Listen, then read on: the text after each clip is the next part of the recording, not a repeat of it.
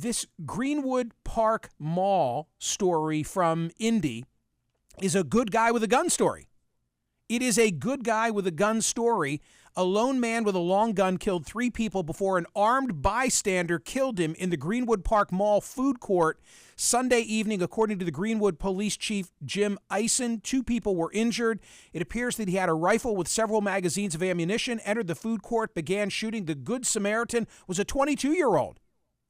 The real hero of the day is a citizen who was lawfully carrying a firearm in that food court and was able to stop the shooter as soon as it began. You might remember we recently spoke here, and I did on television as well, about the good guy with a gun. There was a wonderful New York Times analysis of data. How often does it happen? The answer is very rarely. In fact, Adam Langford, who's a professor at the University of Alabama and has studied mass shootings, was quoted in the story and then was my guest here talking about it. And here's the data from the New York Times. Again, taking nothing away from Indy, thank God. A 22-year-old Good Samaritan was in a position and did something about it. Because often I've raised the question in the past, hey, I wonder how often there's somebody who is carrying, but in the heat of the moment just doesn't feel comfortable getting involved.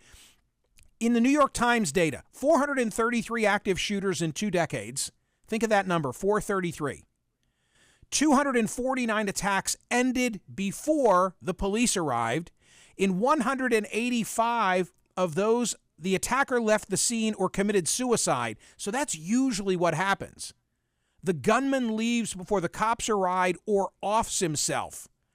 That left 64 cases. Again, we started with 433. Now we're down to 64.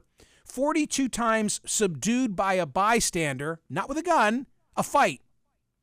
And in 22 cases, were shot by a bystander. Of the 22, 12 were citizens because 10 were security personnel.